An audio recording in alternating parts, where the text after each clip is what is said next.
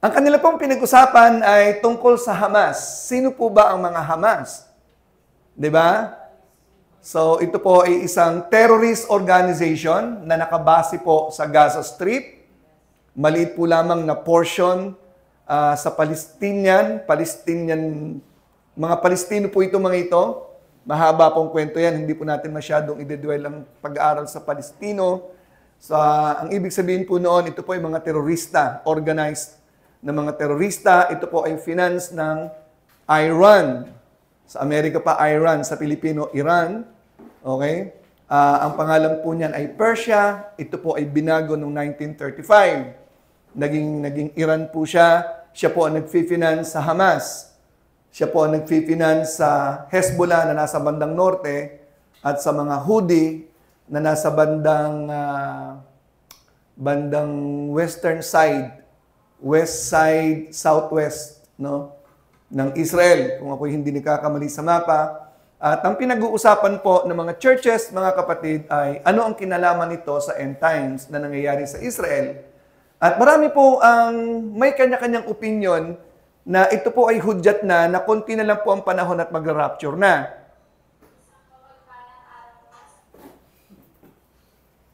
May preacher ata doon sa kabila, no? Okay, tinan po natin ang hinihintay ng karamihan na mangyayari. Ang isang tanong, ito po bang nangyayari sa Israel ay papunta ng invasion ng tinatawag nating Gog and Magog? Okay? So, tingnan po natin sa Ezekiel chapter 38. Ito ba ay Ezekiel 38 na? Ito po yung introduction ko lang. Hindi naman actually ito yung message ko na focus natin Gog and Magog. Dalawang klase po ang Gog and Magog. Meron pong revelation sa Gog and Magog. Meron pong before the tribulation or nasa tribulation. So, hindi po ma-define ng mga theologians kung saan talaga magaganap ang Gog and Magog invasion. So, tingnan po muna natin sa Ezekiel chapter 38. So, yan po yung pinaka-famous na prophecy tungkol po sa inaabangan sa timetable ng mga theologians. Ano po ba ang magaganap? And the word of the Lord came unto me saying, sabi po ni Ezekiel, ano po ang sabi ng Lord? Son of man, set thy face against Gog, the land of Magog, the chief prince of Meshech and Tubal, and prophesy against him. So, ito pong land, ito pong Gog, ito pong Magog na ito, ay ito po'y tumutukoy sa mga bansa. At yung Gog naman ay tumutukoy sa prince na maglilid sa Magog. Okay? So, prince of Meshech and Tubal. Okay, tuloy po natin muna.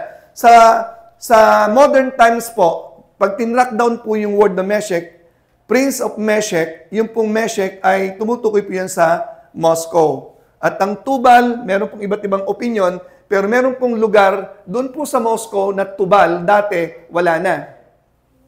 Tubal. Alam po ng mga Batanggen yung Tubal, madumi, di ba? So, wala na po yun. And then verse 3, tingnan po natin. And say, thus saith the Lord God, behold, I am against thee, O Gog. Gog is a prince, is a leader. The chief prince of Meshech, Moscow, and Tubal. And then verse 4, and I will turn thee back and put hooks into thy jaw, and I will bring thee forth and all thine army, horses and horsemen, all of them clothed with all sorts of armor, even a great company with bucklers and shields, all of them handling swords. So, nung unang panahon, hindi po pwedeng sabihin po ng Panginoon sa kanila na darating sila nakatangke de gera, sila naka-aeroplano, sila maraming machine gun, wala po, hindi kaya sakyan ng mga tao. Kaya ang ginamit pa rin po, yung pong time na yon, armor, shields, bucklers, swords. Okay? Verse 5. Persia, binanggit ko kanina, ito po yung present day. Iran. Ethiopia, ito po yung binabanggit po doon sa ito po yung Cush na tinatawag. Libya, ito po yung Put. Okay? And with them, all of them with shields and helmet. Verse 6, yan po yung mga bansa. Gomer, the present day Gomer is Germany. Yung pong eastern part ng Germany. Okay? Yun po yung communist dati. And all his bands of the house of Togarma. Ang Togarma po, ito po yung present day Turkey of the north quarters, and all his bands and many people with thee. So, verse 6. So, kung titignan po natin, sa verse, sige, tuloy natin, verse 7. Be thou prepared and prepare for thyself, thou and all thy company that are assembled unto thee, and be thou guard unto them. Ito po mga bansang ito, sinasabi po sa Book of Ezekiel, sila po ilulusob. Hindi po natin babasahin, mahaba po yun. Lulusob po sila sa bansang Israel. Okay? So yun po yung mga bansang binanggit. Ito pong nanggerang nangyari itong nakaraan, October 7, at hanggang ngayon nagpapatuloy pa. Okay? Ang original plan po nila, dapat sabay-sabay daw po silang lulusob. Yan po yung sa report ng intelligence. So maaaring ang sabi nila, siguro gustong ikuha ng credit ng Hamas, okay? Sila ang unang bumanat. At pagkatapos po ng bumanat ng Hamas, nagpo-formulate na po ng pagganti ang Israel, ang defense force ng Israel, nagbanta na po ang Iran. Kapag nilusob ang Hamas, they will give earthquake to Israel, sabi po ng Iran leader. Okay? They will give earthquake. Yun din po yung sumuporta si Putin. Sabi po ni Putin, kapag nilusob ng Israel ang Hamas, they will open the gate of hell to Israel. So para nakikita natin ang tie-up ng Prince of Meshech and Tubal at ang Persia. At kaalyado po nila ang Turkey, nagbabala na rin, binalaan ng Amerika na kapag nakialam, di ba, gagawa din sila ng kanilang senaryo. So kung titignan po natin, magkakasama ang mga bansang ito, Lebanon, Libya, Sudan, Yemen, sila po yung magkakasama against Israel. So kung titignan po natin yung nabubuo sa Ezekiel chapter 38, ito po yung mga bansa ngayon na magkakasama para kanila pong gapiin, lupigin ang bansang Israel. At marami pong naniniwala na kapag nangyari po yon, okay, hihingi po sila ng tulong sa Europe. Okay, ito po yung very interesting. Akin pong tinignan po yung involvement ng Europe dito ngayon. Ang isa pang bagay natin tinitingnan mga kapatid, ano ba talaga ang mangyayari in the end? Di ba? May plano po talaga ang Israel, katulad po ng plano ng Iran, at katulad po ng Hamas. Ang Hamas po, nung ito na-formulate in 1988, gumawa po sila ng kanilang declaration na manifesto, ang kanilang pinaka-heart, okay, representing Iran at lahat ng galit sa Israel is to wipe out all Jews. Okay? Exterminate, obliterate Jewish from the face of the earth. Ito po yung kanilang goal. Katulad po ng puso ni Hitler, ganoon din po ito ngayon. Okay, pero ang plano po, hindi po ito matatapos. Dapat po talagang may mangyaring matindi na mag-wipe out dito. It's either wipe out Iran and all these people or wipe out Israel. Yun po ang mangyayari. Ang Israel, determinado din po sila na wasakin po ang Iran kasi doon ang gagaling lahat. Yun po yung pinaka-head of the snake na sinasabi po nila. Na ang Iran naman gustong wasakin, both of them, they would like to wipe out each other. Okay? So ngayon, marami po ang may opinion na kapag humingi po ng tulong sa ito, pag nagipit na po, so ngayon nakikita ko po, nag-update po ako ng balita, hindi pa po nagigipit ang Israel ngayon, they are still on the upper hand. Okay? So ang Israel po ang meron pinaka-the best na klase ng mga tangke, mga drones, and everything. Okay? Sila po yung lumulusob ng walang kakaba-kaba sa mga teritoryo ng kalaban, hindi po sila shutdown ng kanilang mga airplanes or whatever thing. They are still superior. Hindi ko pa po nakikita na sila nagigipit. Pero hindi po 1,500 missiles ang nasa Lebanon. 2,500. Hindi pa po nagpapakawala, pero meron na po mga sinisimulan ngayon. Okay, so I'm making my update. Okay, sa mga nangyayari ngayon. Ang sabi po ng isang preacher sa podcast, kapag daw po nangyayari na ito at talagang lumusob na po itong mga ito, magra-rapture na. Okay? So, yun po yung sabi niya. Nagpalakpakan po yung mga tao.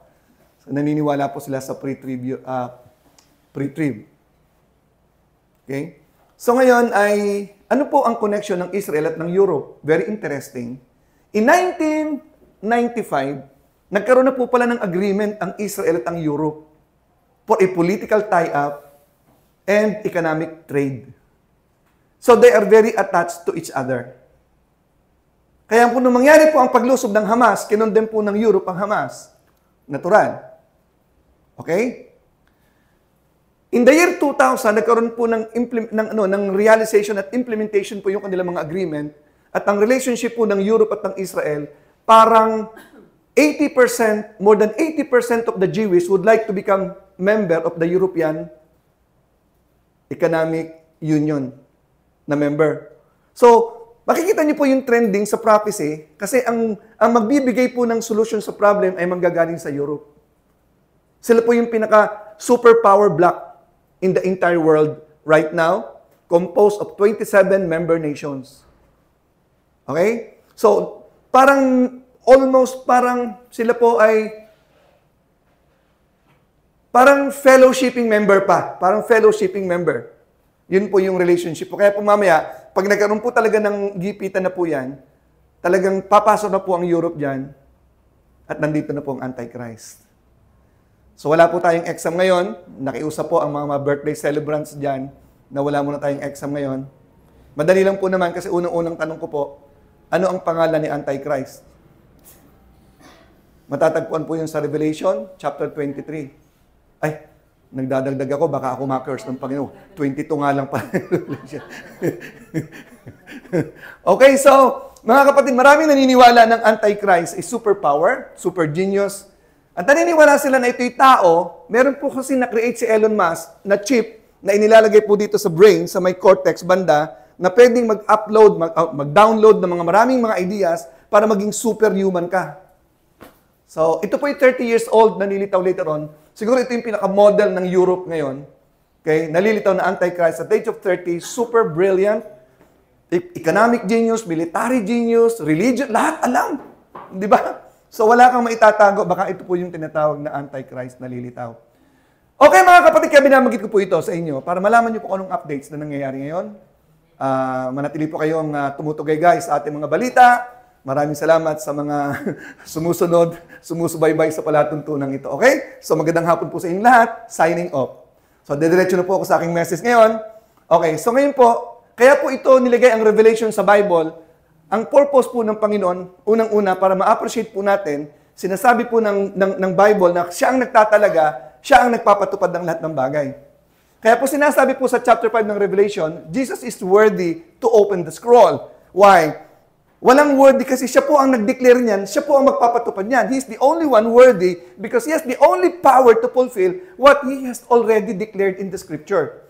Ang Bible po ay binubuo ng 27 to 30% prophecies.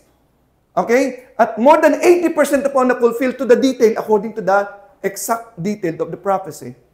Kung nangyari na po yung mga sinasabi nung una, definitely, yung mga sa hinaharap ay mangyayari, lalo na po yung Ezekiel chapter 38, mga kapatid. Okay? So ngayon ay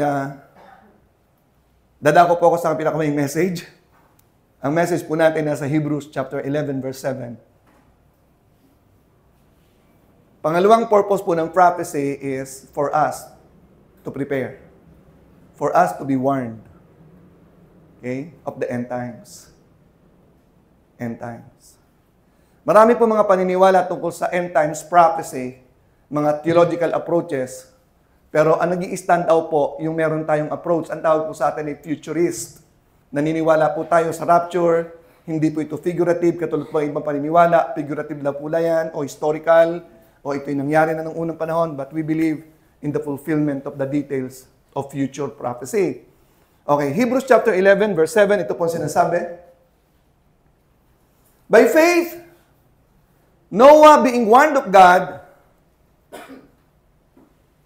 of things not seen as yet, moved with fear, prepared an ark to the saving of his house, by the which he condemned the world and became heir of the righteousness which is by faith. Okay? Ang title po ng ating message ngayon is The Warning of God. Number 1, titingnan po natin ang recap. Ano po ba yung warning? Patungkol po ba saan yung warning? Pangalawa, sino po ang recipiente ng warning ng Panginoon? Pangatlo ay ano po yung reason ng warning? And then pang-apat, ano po yung response ng recipiente ng warning? Na bagay, number 1, tingnan po natin ang recap. Ano po ba yung warning na binigay ng Panginoon kay Noah sa recipiente, na walang iba si Noah, obvious naman, galing sa Lord, being warned of things not seen as yet. So, tingnan po natin ang warning na ibinigay ng Panginoon. Ito po yung matatagpuan saan? Genesis chapter 36. Tingnan po natin sa verse 17. Ito po yung warning.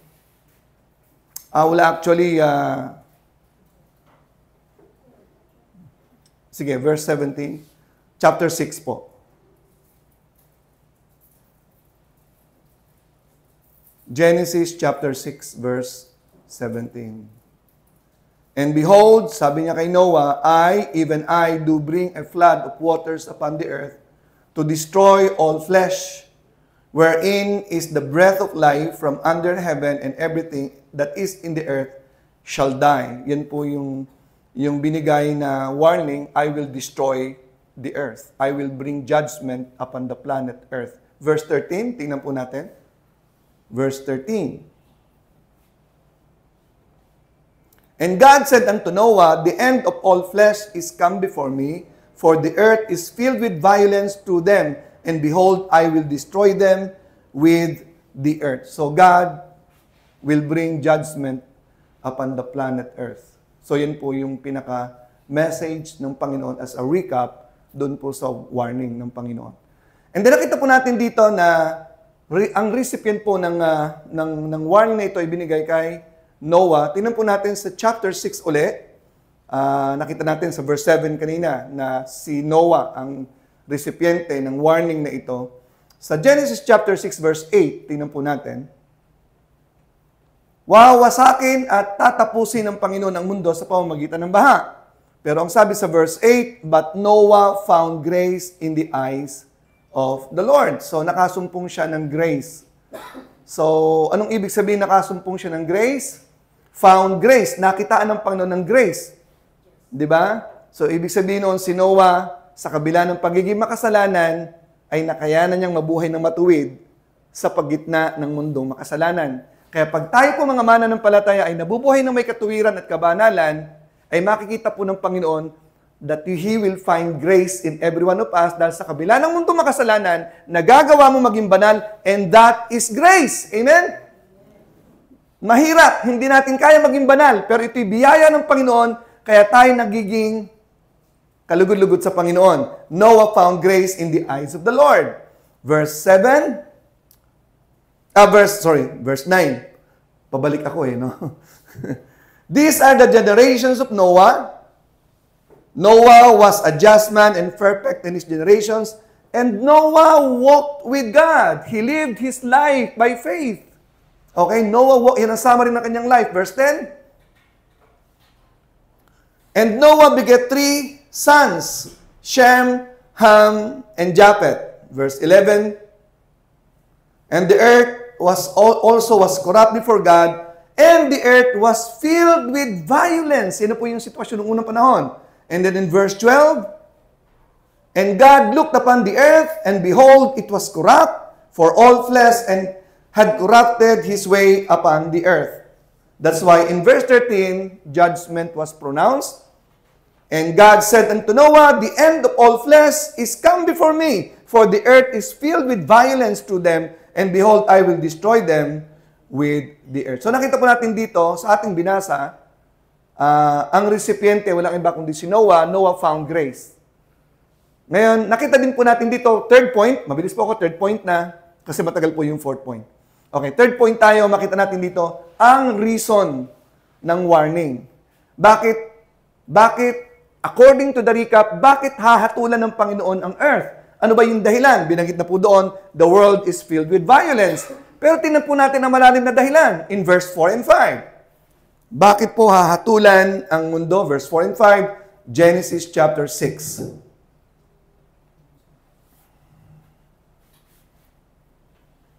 Verse 4 and 5. There was giants in the earth. Okay? Ito po yung mga Nephilims. From the word Nephal, fallen. Okay? There were giants in the earth in those days and also after that. So kaya makita po natin panahon ni David, panahon po ng Canaanites, nung kanilang gagapiin na po yung promised land, meron pa rin mga Anakims. mga Rephaims, Nephilims, okay?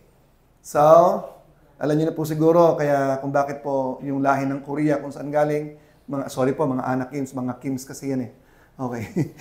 There were giants in the earth in those days and also after that, when the sons of God came into the daughters of men and they bare children to them. So, ibig sabihin po noon, hindi po natin i-discuss ng mahaba, marami pong verses magsusuporta po na ang sons of God ay fallen angels. Okay? Mga angels po ay pwede mag-possess ng babae at lalaki na kaanyuan. Pero kalimitan po ay mga lalaki sila.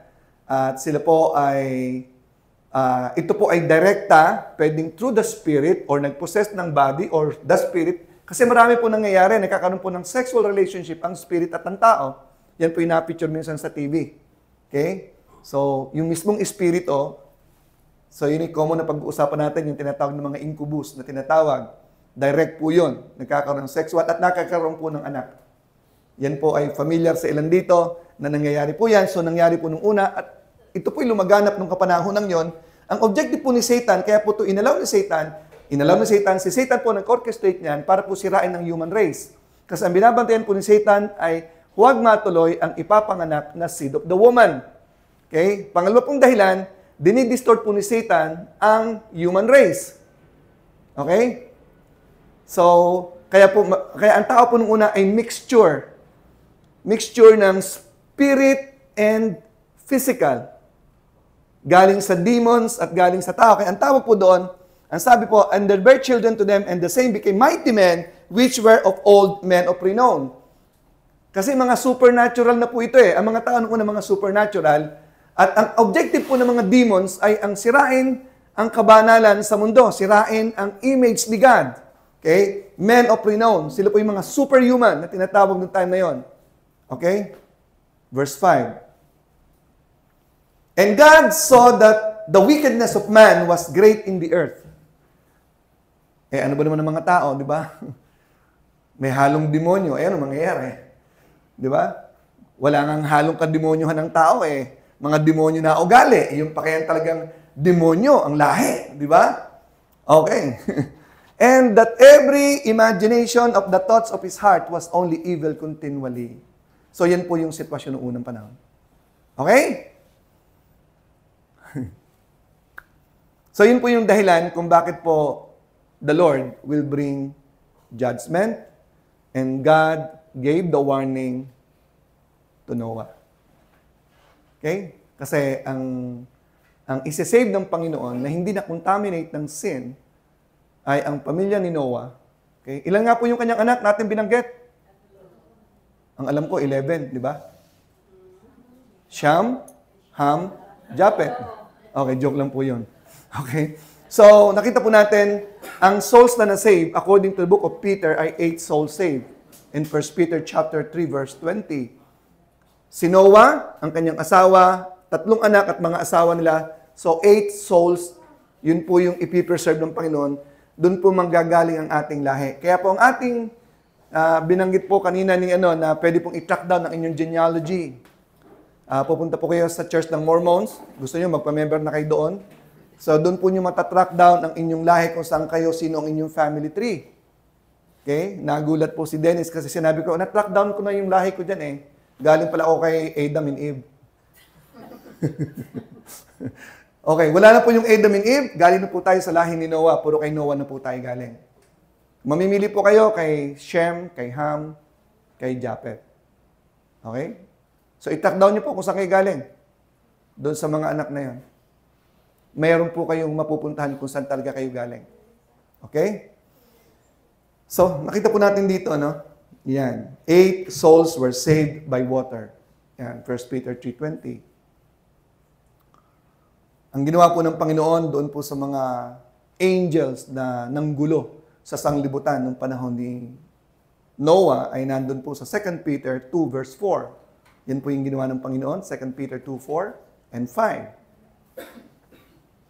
To whom? 2 Peter. 2 Peter. Ano po ang ginawa ng Panginoon doon sa mga angels na nanggulo at sinira ang human race? For if God spared not the angels that sinned, but cast them down to hell. Sila kasi yung hindi sumusunod, bawal kasing gawin yon, sumuway talaga sila sa Panginoon. Kahit sila yung mga fallen angels, they were only permitted to do something beyond that. God hates it. Okay? And deliver them into the chain of darkness. Yung word na hell is Tartarus. That is the first time that is mentioned in the Bible, the word Tartarus. It is also hell in English, but in Greek, it is Tartarus. Doon po nakalagay ang mga angels ngayon na, diba, to be reserved unto judgment. So temporarily, naka-chain po sila sa darkness kasi sila po yung mga unruly. Ayaw talaga sila mag-submit kay Lord. Ito yung mga loyal kay Satan, kay Lucifer before. Okay? So yun po yung ginawa ng Panginoon sa kanila. Now, let's move on doon sa... Balik po tayo doon sa Hebrews chapter 11, verse 7. Tingnan po natin ang last point ng message. O, yan, bilis, no? Bilis natin. 4th point na. Okay. Hebrews 11:7. By faith, Noah being warned of God of things not seen as yet, moved with fear. Okay? So ngayon po, final point po natin, point number 4. Ano yung kanina? The recap of the warning, and then second, the recipient of the warning. Thirdly, the reason for the warning. Nakita na po natin yun naman, di ba? The response for the warning. Okay, sino recipiente? Sino, ano ang kanyang response sa warning? By faith, Noah, being warned of God of things not seen as yet, moved with fear. Matapos niyang marinig yung warning ng Panginoon, I'm going to judge the world, di ba? I will finish all the flesh and I will only save your family. Di ba? Ngayon, may pagagawa ko sa iyo. Ano ang kanyang response? Moved with fear. Anong ibig sabihin nun? Nagkaroon siya ng pagsunod na may pagkatakot with all sincerity and respect to the Lord. Okay? Kaya 3 bagay ang kanyang ginawa at ang nangyari. Number 1, ang sabi dito sa verse na ito, prepared an ark. Okay? Number 2, he condemned the world. And number 3, balikan natin yung pangatlo sa 2 Peter chapter 2 verse 5. Kanina, nandun po yung pangatlo, okay, bilang resulta ng kanyang pagkatakot sa Diyos. Ano yung kanyang, anong nangyari dito sa verse 5? Naging ano siya? Tingnan niyo. Preacher of righteousness. Being warned of God, nung marinig ni Noah, nagugunawin ang sanglibutan, para sa hindi nakakaalam, hindi na po gugunawin ng Panginoon ang sanglibutan ng baha, at ang palatandaan po doon, kaya makikita nyo, nakakakita po ba kayo ng rainbow? Okay, pag may rainbow, anong meron? LGBTQ, kayo naman, no? Ginamit po ng LGBTQ yung symbol yan. Pero pag may rainbow, yan po ay ang covenant ng Panginoon sa humans that I will not judge the world by flood anymore. Kaya hindi na po tayo malulunod. Tsaka hindi na po pwedeng lunurin ng Panginoon ng sanglibutan ngayon. Lahat marunong ng lumangoy. Okay? May salbabida na, may marami ng bangka, kaya hindi na. Apoy na lang. No, joke. Hindi po apoy. Okay? So makita po natin 3 bagay. Unang-una, Noah moved with fear. Okay? He obeyed the instruction to build an ark. So he built the ark. He condemned the world. And then he became a preacher of righteousness because he moved with fear. Ngayon, tingnan po natin ano ba yung nagbigay sa kanya ng dahilan, nag-fuel sa kanya, nag-motivate sa kanya, bakit siya sumunod sa Diyos? With fear. Bakit po? Nandiyan din po ang sagot sa chapter 11, verse 7. Sino ang makakaguess? Hoy, may barya ako dito. Bakit siya sumunod sa Panginoon? Anong sabi sa verse? Hebrews 11, 7.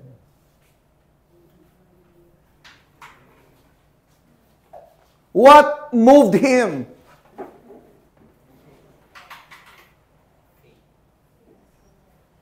Sabi ni Dennis, faith daw. Anong sabi ng asawa? Si Alexa? Ano si Alexa? Ayun. Sumasangayon ko ba? Sabi ng asawa mo? Ha? Faith daw. Oh, maliwanag. Faith naman. Kasi by faith, Noah, being one of God, moved with fear. It was faith that motivated Noah to move with fear. Meron pong tatlong bagay akong nakita dito po sa faith in this verse. Number 1, faith is a mover. Okay? Ang faith ang nagmo-motivate sa tao para sumunod. Hindi ko makalimutan yung sinabi ni Dennis sa kanyang preaching. Faith and obedience, they go together. Natatandaan niyo po ba yon? Kapag hindi ka obedient, wala kang faith. Okay? So kaya po tayo sumusunod sa Diyos, nag-aari ng buhay natin sa Diyos, naniniwala sa warning ng Diyos, sumusunod sa kalooban ng Diyos, sangayon sa kanyang warning, dahil tayo ay nagtitiwala, dahil sinabi niya, totoo ang kanyang sinabi, magaganap ang kanyang sinabi. Kaya nga may prophecy eh. Prophecy is a warning. Revelation is a warning. Okay? Ito'y mangyayari at mangyayari whether we like it or not. At kahit wala ang revelation, you know that you will die someday. And we're going to face God someday. And if you believe in that with all your heart, you will move with fear. Faith is mover. God hates unbelief because unbelief makes you lazy, makes you paralyzed. You don't want to do anything for God. Because of unbelief, hindi ka masyadong naniniwala sa warning ng Panginoon. Natutuwa po ko sa ibang mga churches sa Amerika, nung lumusob po ang Hamas, matapos po ang mga massacre, nagkaroon po ng mga emergency gathering for prayer, for discussion. Anong kinalaman nito sa end times? Para ipakita ng mga preachers sa mga tao, hey, it's end times! God is warning us with what is happening right now. Start moving! Prepare an ark! Di ba? So, kung naniniwala tayo sa Diyos, at naniniwala tayo sa mga nangyayari ngayon sa ating paligid, you start moving. But if you don't believe, just sit down and do nothing. Di ba? And just be caught by surprise. Okay? Pag nagkaroon ng rapture. Ilang kayang may iiwan dito? Natutuwa ako sa anak ko kay Jar. Si Jade, nung kinakausap ko sila. Sabi niya, Tay, my problem is not the rapture. As if Jar is telling me, I'm sure I'm going to heaven. I will go with the rapture. My problem is the judgment seat. Haharap tayo sa Panginoon di ba? Now again, kung naniniwala ka sa nangyayari sa mundo, right now, the prophecy is being fulfilled right in front of your nose. Israel, the invasion of the Gog and Magog, the formation of the Gog and Magog. Okay? So, hindi pa po ba tayo naniniwala dyan? Hindi pa po ba tayo mag-all out dyan? Okay, another thing about faith. Faith is not just a mover. It is faith that will move us. Okay? Na-disperse ang mga mananampalataya noon nung sinabi ng Panginoon, go and teach all nations, evangelize the world. Di ba? Dahil naniniwala sila sa sinabi ng Panginoon, they were moved with fear. They went all over to preach the gospel because they believe in God. If you believe in God, it will move you to do His will for your life. Amen? Faith is mover. Pangalawa, nakita po natin, faith is creator. Kung hindi siya nanampalataya sa Diyos sa warning, wala tayong kwento tungkol sa si Noah gumawa ng arka. Di ba? Wala tayong kwento ng Noah's Ark. Di ba? At malamang, wala tayo ngayon dito, nalipol na tayong lahat, hindi na tayo nag-exist. Kung walang, baka si Noah napasama na rin. Di ba? So, yun po ay mga hypothetical lang po yun. Dahil si Noah ay naniwala, kaya po siya nag-create ng ark. Ngayon sasabihin ko po sa inyo, it was by faith that ark was created. Kasi ganito po yun di ba? Ikaw ba si Noah? Sabihin ng Lord, Noah, gugunawin kong sanglibutan sa pamamagitan ng baha. Baha? Anong ibig sabihin ng baha? Wala pa naman bahang nangyayari nung una Kasi wala pa mga imbornal na barado. Di ba? Gusto ko magtayo ka ng arka, gumawa ka ng arka, kasing laki ng ganito, ganyan-ganyan na sukat. Kasi gugunawin ko ang mundo sa pamagitan ng baha. Paano ba baha? Wala pa naman baha. Pangalawa, wala pa pong ulan na nangyayari nung una. Tignan po natin sa Genesis chapter 2, verse 5. Okay? At kailan po lamang umulan? Titignan po natin sa Bible. Genesis 2, verse 5, and every plant of the field before it was in the earth, and every herb of the field before it grew, for the Lord God hath not caused it to rain upon the earth. And there was not a man to till the ground. Hindi po binubulak ang lupa, kusang tumutubo po ang mga halaman before the fall. Hanggang time ni Noah. In Genesis chapter 7, verse 4, dito na po nagsimula, Genesis 7:4. For yet 7 days, and I will cause it to rain upon the earth 40 days and 40 nights. And every living substance that I have made will I destroy from off the face of the earth. Mga kapatid, nung sinasabi ng Panginoon kay Noah to, babaha, uulan, walang naiintindihan si Noah doon. Dahil hindi pa po umuulan, hindi pa po nararanasan ng ambon nung panahon po ni Noah bago po ang flood. Paano kung gagawa ng ark? Imposible naman na Lord ang sinasabi mo. Totoo ka ba? Di ba? Verse 11, tinan po natin in verse 11, bakit po nagkaroon ng baha? Saan po galing ang tubig? In the 600 year of Noah's life, in the 2nd month, the 17th day of the month, the same day were all the fountains of the great deep broken up. So mayroong mga bukal na lumabas. Okay? And the windows of heaven were open, nagkaroon po ng ulan. So galing po sa ilalim, galing sa taas, kaya po bumaha. Hindi po alam ni Noah to. Kaya nga sabi doon, being warned of God of things not seen yet. Kinikwento lang ng Panginoon na kanyang gagawin. Ni-recap ko na lang po yung kanina, Genesis 6:17, kung ano ang detail na mangyayari. Pero si Noah, moved with fear, kahit hindi niya pa alam, kasi Diyos ang nagsabi. Pag sinabi ng Diyos, huwag mo nang questionin. Okay? Huwag ka na mag-reason out. Start moving in fear to obey the Lord. Mga kapatid, again, point number 1, faith is mover. Point number 2, under response, faith is a creator. Sinabi ng Panginoon kay Centurion, ulitin ko sa inyo, according to what you believe, so be it unto you. Ang problema, hindi nyo sinuseryoso yung bagay na yun eh. Di ba? You declare what you believe, you claim what you believe, because what you believe will happen to you. Payamanin natin ang ating mga paniniwala. Kumuha tayo ng mga magagandang prinsipyo sa Biblia and keep on believing and declaring those great and mighty things because according to your faith, so be it unto you. Your faith is a creator of your life. Yung life na meron ka ngayon is created by the kind of faith na meron ka. And the kind of faith na meron ka ngayon will determine of what you will create tomorrow and the next day. And finally will be in heaven.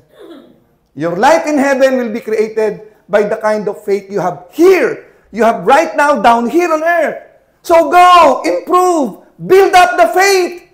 Read the Bible, memorize, and keep on claiming the warning of God, the messages of God, and declare your faith. And faith will create your ark. Para pagdating ng judgment, prepared ka. Are you prepared? Do you have your ark already? Amen? Point number 3. Ang sabi po sa verse, balikan natin. No, Genesis 7:11, balikan natin. Hebrews 11:7. Genesis 7:11, Hebrews 11:7, balikan po natin. Ano po yung nagagawa ng faith sa buhay ng tao? Alam niyo po ano? Sa verse na to? Hebrews 11:7, and became heir of the righteousness which is by faith. Mga kapatid, lagi ko pong sinasabi sa inyo, the biggest question in life is, we are commanded by God to be holy, right? Be ye holy for I am holy. Di ba, mga kapatid? The biggest question is, paano ko magiging banal? Ang hirap.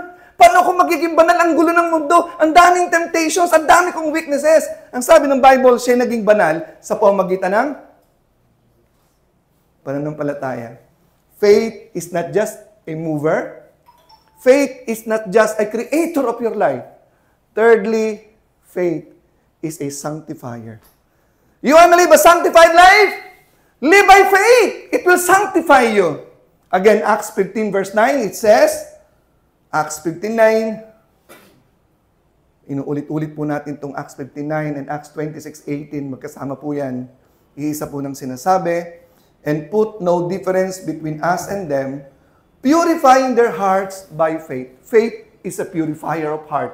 When you live by faith, you walk in the truth of God, you are being filled with the Spirit, and you are purified and you are sanctified. Acts 26 verse 18, the same thing.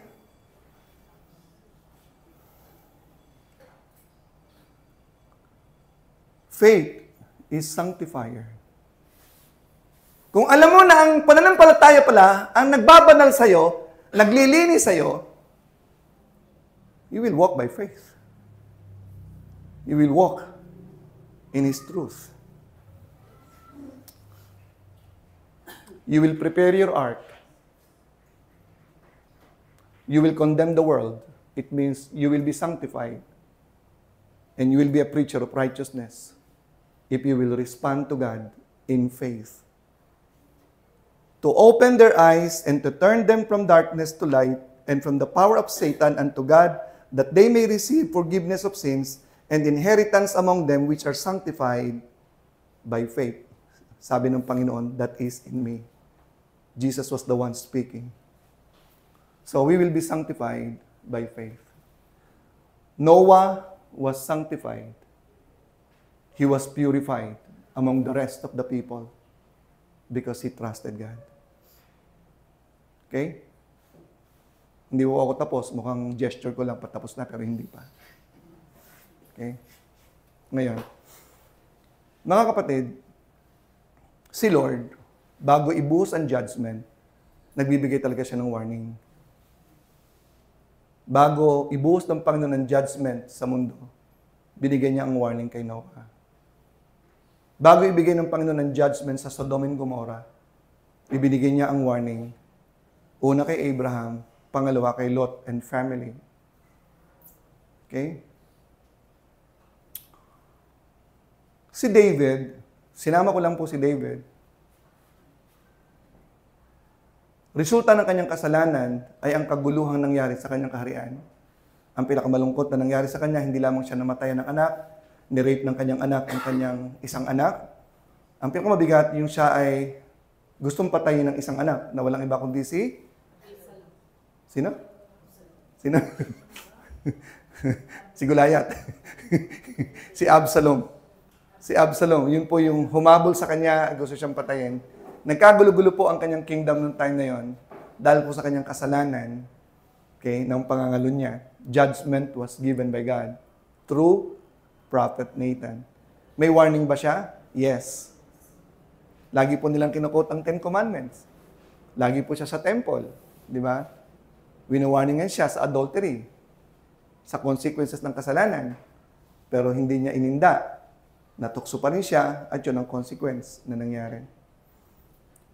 Ang kwento ni Lazarus and the rich man in Luke chapter 16, nung mamatay po silang pareho at naandun po ang rich man sa kabilang buhay nagdurusa, sabi niya po kay Father Abraham, Father Abraham, why don't you send Lazarus down there on earth? I still have 5 brethren. Let them be warned.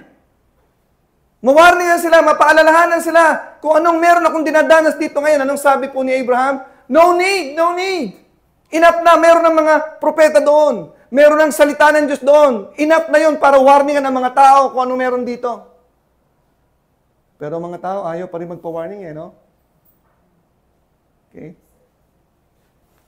Isa sa araw na ito, 2 Corinthians 5:10, haharap tayo sa judgment seat ni Christ. Hindi na ho pinag-uusapan ng langit at lupa dito. Ang pinag-uusapan dito, ano po ba ang ating status? Tingnan po natin. For we must all appear before the judgment seat of Christ. So this is a warning for every one of us. Siniseryoso niyo po ba yung verse na to, mga kapatid? Siniseryoso po ba natin to? That everyone may receive the things done in this body according to that he hath done, whether it be good or bad. Kung naniniwala tayo dito, anong ating gagawin? Ang Book of Revelation, simula sa chapter 6, the 7 seals, anong susunod? Kung nagbasa kayo. Anong susunod na 7? 7 seals, 7 trumpets. 7? 7 vial or bowl. 3 7 po yung magkakasunod. Puro successive judgment po yan na ibubuhos ng Panginoon. That is what is going to happen. And then in Revelation 21:8, sinasabi po doon, the whoremongers, the liars, the idolaters, the adulterers, okay, God will bring them into the lake of fire. Para po sa ating mga Kristiyano, kung naniniwala ka one day, malapit na, haharap tayo sa Panginoon. Sinabi po ng Biblia sa Matthew chapter 6, verse 19. Tingnan po natin, mga kapatid. Lay not up for yourselves treasures upon earth, where moth and rust that corrupt, and where thieves break through and steal. Huwag ka mag-impok ng kayamanan sa lupa. Saan ka mag-iimpok? Verse 20. Sa langit. Doon ka mag-impok ng kayamanan na kung saan hindi masisira, hindi mananakaw, dahil doon ka uuwi sa kabilang buhay. Okay, walang masamang magkaroon ka ng kayamanan sa mundo. Tiyakin nyo lang ng inyong pagyaman dito sa mundo ay may kinalaman sa kaluwalhatian ng Diyos at pag-iimpok sa kabilang buhay. Kung hindi po yan, at dito lang po kayo nag-iimpok, para saan? Para saan nyo gagawin yan?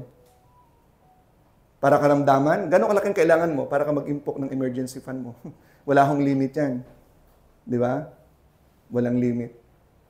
Okay. So meron po tayong warning sa Bible na one day, uuwi tayo doon. Kaya meron po tayong mga paalala, loaded po tayo ng warnings. Kumusta po kayo mga kapatid? Yung po nangyari sa Israel, ang lakas ng impact sa maraming Christians. Hanggang ngayon, nagpapatuloy po ang digmaan doon. Okay? Nagpo-formulate na po, nag-unite na po ang Gog and Magog. Divided po ang mga tao dyan kung kailan mangyayari ang Gog and Magog invasion. Pero maraming naniniwala, it will be soon. Okay. Malapit ako matapos. Konti na lang. April 15, 1912. Is that date familiar? April 15, 1912. 2,200 passengers, 1,500 perished in the sea when Titanic sank in April 15 of 1912. April 11, tumanggap po sila ng message. Dahil ang kanilang direksyon, Titanic was heading to an iceberg. Tumanggap po sila ng warnings doon sa mga barkong dumadaan. 6 warnings ang tinanggap po in April 11. April 12, tumanggap po sila ng 5 warnings. You are heading to an iceberg. Hindi po nila inintindi yung mga warnings. April 13, tumanggap po sila ng 3 warnings. Hindi po inintindi. April 14, before April 15 na lumubog ang Titanic, tumanggap po sila ng 7 warnings on the record. Morse codes. Tinatanggap po ng kanilang radio operator. Hindi po inintindi ng mga officers at ng kapitan ng barko. Why? This ship is unsinkable. They were stubborn because of pride. Hindi nila inintindi ang warnings. Mga kapatid, ang lahat ng sinasabi natin dito, hindi nyo ba iintindihin to? Magpapapetex-petex pa rin ba kayo sa gawain ng Panginoon? 3 bagay ang sinasabi ko sa preaching ko nung una. Surrender your life. Give your life to God for His total disposal. And say to Him, Lord, I know you are coming soon. And I believe in the warning. Okay? And I will give my life to you. And I will live a sanctified life. I will live by faith. And then thirdly, I will commit my life to serve you in the church. Kung saan ka man church, ibigay mo yung buhay mo, huwag kang magsayang. May mga pamangkin ako hindi na nag-church, nag-online na lang, ngayon bumalik na sila. Dahil sinasabi ko malapit ang dumating ang Panginoon. At ngayon, ang isang topic ko po sa aking Bible studying isa, the importance of the church. Number 1, ang church is the bride. Pinaliwanag ko po dito yan. Pangalawa, ang church sa Bible is a temple. It's a building, dwelling place ng Panginoon na kung saan tayo maglilingkod. Napakahalaga ng church. Pangatlo, ang church ay body of Christ. You are to be in the body to serve. You are to move with the body. Okay, yan po yung topic ko ngayon. In Matthew chapter 25, nandun po yung unang-unang kwento ng 10 virgins. Dahil sa Israel, binanggit ko po sa inyo, ang groom pumupunta upang kunin ang bride gabi. Kaya po yung mga abay na 10, nag-aabang kasama ng bride. Pero ang 5, walang oil. Nangihiram sila ng oil sa 5, ayaw silang pahiramin at sila'y bumili. Pagbalik nila, wala na ang 5. Dahil dumating na ang groom, kinuha na ang bride. Ang tawag po doon ay the 5 foolish virgins. Dumating ang bride, dumating ang groom, hindi sila handa. Mga kapatid, I prayed hard for this message. Sana maghanda ka naman. Build an ark. Be a preacher of righteousness. Okay? Be sanctified. Condemn the world. Build an ark. Obey the Lord. In Matthew chapter 25, not only the foolish virgins 5, binanggit po yung 3 binigyan ng tanis sa servant, yung isa walang ginawa, hindi nag-multiply. Ang tawag po ay wicked and slothful servant. Pinagwawalang bahala ang pagbabalik ng master. Kumusta po tayo, Life of Grace? Kaya ang prayer ko kanina, paglabas natin dito, hindi na tayo the same. Iba na tayo dapat. Ibigay natin ang buhay natin sa Panginoon. Gawin nyo ang role nyo. Let's do the soul winning. Let's live holy. Let's pursue intimacy every day. 3 letter S. Surrender your life.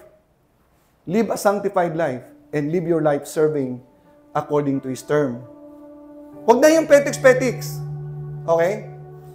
And finally, I would like to give you this final thing that I would like to share with you. Wala ako nung last Sunday at maraming salamat po doon sa nakiramay, sa nagpuyat at ako'y natouch kay Saret dahil inatake ng kinabukasan dahil napuyat. I prayed hard for you, Saret. Kasama sila Melvic, sila Lerma, sila Tikboy, sila James, sila Greta. Ang iba gustong pumunta pero hindi nakapunta. Ang iba hindi na nakabalik, gustong bumalik, masama ng pakiramdam. Salamat sa mga taga-church, pabalik-balik kayo doon. Salamat sa inyong nagawa. Pag may patay pala, yung pumunta ka lang, ang laking bagay na kahit wala kang iaabot. Kasi yung abala, yung pagpunta mo doon. Kaya, salamat ng marami yung pagpunta nyo. At meron akong sasabihin sa inyo patungkol sa passing away of my mom. You know what? You know what? Alam ng karamihan dito na ako ay nagsasalita na ang mama ko mahina na. Tama, binabagit ko sa inyo yun di ba? Kasi pumunta akong minsan, ang mama ko nakahiga, mga anak, Tong, hindi ko kayo maasikaso. Mahina na ako hindi ko na kaya. Ang mama ko hindi ganyan, binanggit ko po sa inyo yun Doon pa lang, warning na sa akin yon, signal yon. My mom will not stay long. Pero hindi ko akalain na ganun kabilis pala. Kaya nakailang punta ko doon, kasama ko si Jar, kasama ko si Jade, pa isa-isa. Until finally, 2 weeks na sunod, I gave all my best, pinagluluto ko siya ng masasarap na pagkain. Inuulit ko lang po sa inyo. Okay? Tapos, nung hindi na ako nakapunta, alungkot ko kasi ang mama ko, ayaw pumunta kay Naglo, ayaw pumunta kay Sarah. Kasi hinihintay ako. Darating si Tom. Na-enjoy niya yung time ng bonding, yung fellowship, yung paglilingkod ko sa kanya. Pinagluluto ko siya ng masarap na pagkain, nililinis ko ang kanyang bahay, minamap ko yung kanyang floor, tinatapon ko yung kanyang anirola. Mama, huwag ka lang, ako na magtatapon ito. Siya'y naliligo ng sarili niya, malakas siya, kumakain siya ng magana. Di ba? Nagsha-sharing kami, ina-assure ko ng salvation. Okay? So, finally, nung nakapunta na ako sa kanya, I was given the privilege na ako yung watcher sa hospital hanggang doon sa loob ng ICU, naka-fellowship ko siya ng 30 minutes bago siya namatay. Rumiresponde siya sa akin, kinikwentuhan ko, sabi ko ang pinakamahirap na nangyari sa akin, hindi yung umaawit ako sa maraming tao, yung umaawit ako sa dying mom. Ina-assure ko ng salvation, nagkukota ko ng verses. Gusto ko pa umiyak no? But I am one of the most privileged children ng mother ko kasi I was given the opportunity to be with her sa last moment na paglingkuran ko siya. Kaya magaan ako at masaya akong namatay siya. Hindi ko pinalampas nung makita ko siyang mahina na. Nakita niyo naman, pumupunta ako doon. I gave my best to my mom. Okay? Kaya binigay sa akin yung kanyang necklace ng aking mga kapatid because I was there with mom. Binigay sa akin to. May pangsangla na po ako, mga kapatid. Pag nagigipit. Pinakinggan ko at nakita ko yung kanyang warning. I'm about to go. Give your best to me, my son. Kaya pag dumadating ako, ang tawag niya, my precious son is here. I gave my best to my mom. Now I'm giving my best to the Lord. I know He is coming soon. Are you prepared? I-ignore mo ba ang warning na ito, mga kapatid? Surrender.